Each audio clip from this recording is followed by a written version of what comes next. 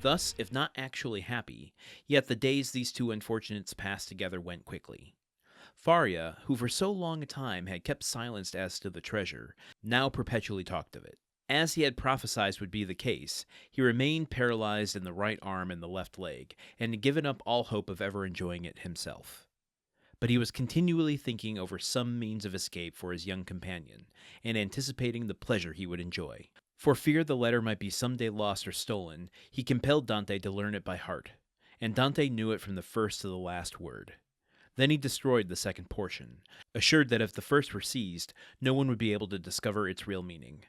Whole hours sometimes passed while Faria was giving instructions to Dante, instructions which were to serve him when he was at liberty.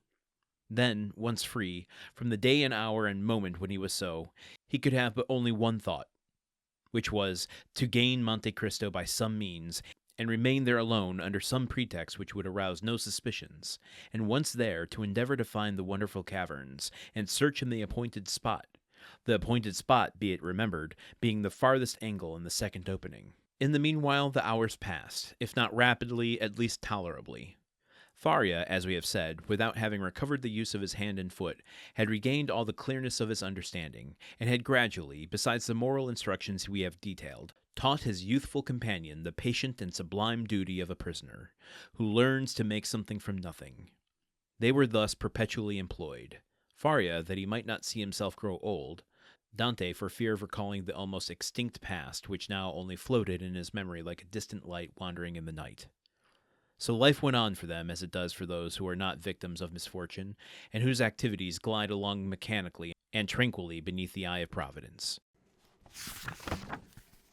Folks, I have something to read here. Before I do, though, the only thing I really want to point out in this passage is, why do you think Dumas felt it necessary to point out, as it was just, the information was just given to us, the appointed spot, be it remembered, being the farthest angle in the second opening? He's clearly wanting us to remember that as something important, but is it a false hope of confidence? Is that what we might have been speculating? By we, I mean me. Speculating could be the erroneous bit of data in the treasure map.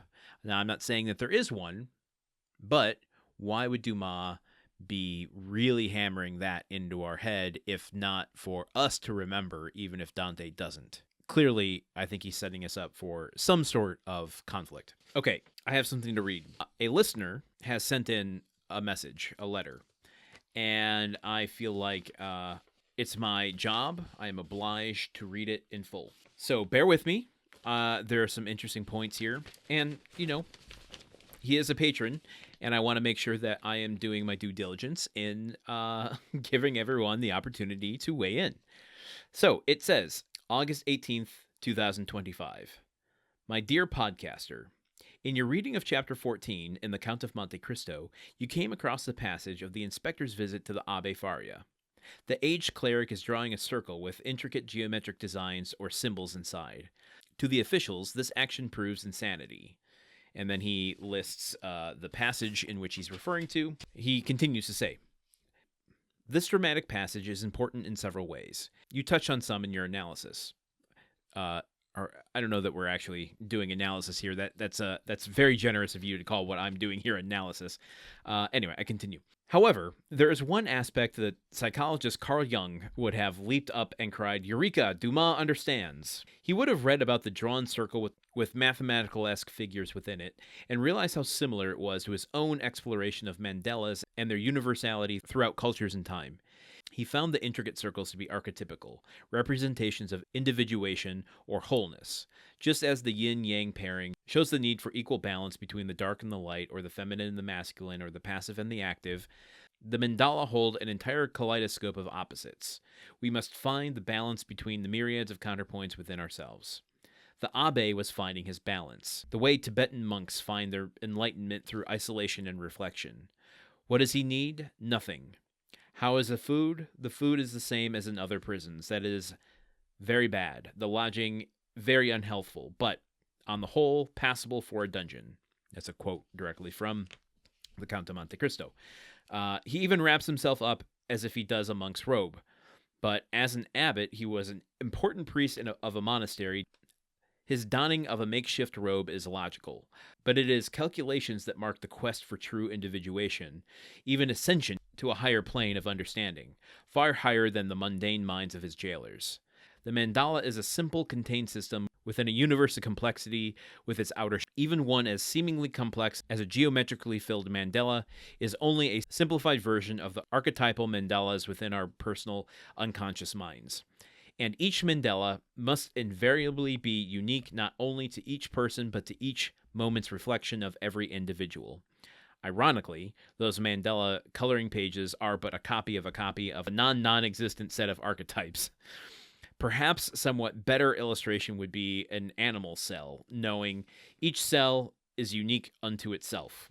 And now I have a graph, a demonstration here of an animal cell with all of the terminology pointing to the different parts of the cell, like the nucleus, the flagellum, mitochondrion, etc.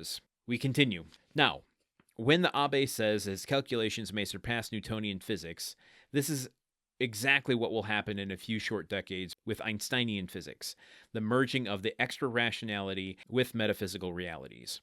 Was Dumas a fortune teller? Probably not. Instead, he tapped into his collective unconsciousness, that's a Jungian term, to have the cleric draw a mandala and excitedly imagine the limitations of the physical explanations of scientists. By comparing Abbe Faria to Archimedes moments earlier, which we talked about on the show, Dumas draws parallels between three seekers: Archimedes, Newton, and Faria. Plus, there is a backstory, or a forestory, for the reader to wonder if the Abbe really had discovered something remarkable. Think of Indiana Jones and the Kingdom of the Crystal Skulls. You can send your comments to this writer, not to me. When Indy enters Professor Oxley's cell that is covered with endless chalk markings. Oxley was the guy played by John Hurt. Oxley ventured so far into metaphysicality that he lost his mind, a bit like the Italian abbot. And like Dumas' romance, we follow the more active characters than the spiritual adventurers. I have only begun chapter 15, but I doubt that Dumas will tell us more of the Abbé unless it's to guide Dante, as Oxley did Jones. We're almost done here. This leads us to the question: did Dumas really plan all of this out before writing this short scene? My students frequently were skeptical of these deeper meanings in written works. Me too, this is Landon speaking, I often am as well. Not always, but most of the time. I can hardly blame them. After all, we live in a very tactile, concrete reality where a wall is a wall, no matter what Pink Floyd's Roger Waters said. This is my answer. It doesn't matter. Perhaps Dumas was drunk when he wrote it. Perhaps some apprentice told him some math joke. Perhaps he had no idea why he wrote it. It doesn't matter. But here is something that does matter. Great artists know when to listen to their unconscious archetypes, while solipsistic artists try to force the symbols and are usually false, fake, or so idiosyncratic that no one can relate to them. Kafka chose to describe a big, disgusting bug. Tolkien chose to lead his hobbit through the Mirkwood Forest. Lucas chose to have Darth Vader be Luke's father.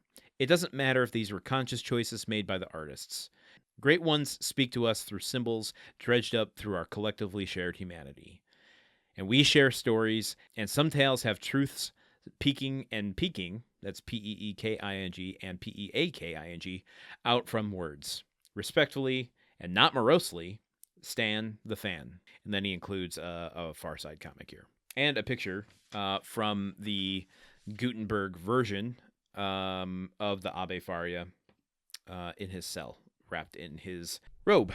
So, what do we think of that, listeners? I love this letter, by the way. For one, it makes me not feel insane for going so deep on this story and wondering if I'm the only one thinking about these things this deep. To know that there's someone else out there thinking even deeper than I am is a comfort to me. And the fact that you would take the time to write in such lengthy analysis of your own is very touching to me, and a new perspective to look at what was happening with that scene. As you said, whether Dumas intended it or not, whether he was so smart as to develop his own symbols and meaning, or was just tapping into the collective consciousness, or unconsciousness, as you say. Yeah, I mean, as you said, it doesn't matter. It's there for us to pick apart and analyze and either way, he gave you reason enough to write me a letter to read here on the air for every listener. And boy, oh boy, with 4 years of content to fill, having a day where I didn't have to think about what I have to say after reading a passage felt nice. So thank you, Stan the fan. We hope you keep listening and write in again sometime. Well, I'm not going to promise I'm going to read every letter on the air, but that was the first one, so why not? Okay. This has been a long enough episode. Let's continue tomorrow with more of Chapter 19. Until then, you know where to find me. Okay, goodbye. The Countdown of Monte Cristo is part of the Gruntwork Podcast Network. This show is produced, edited, and hosted by Landon Solano. The original text of The Count of Monte Cristo by Alexandre Dumas. Theme song by Magic Solo. If you want to support the show and others like it, visit patreon.com/gruntworkpod. Thank you for listening. See you tomorrow.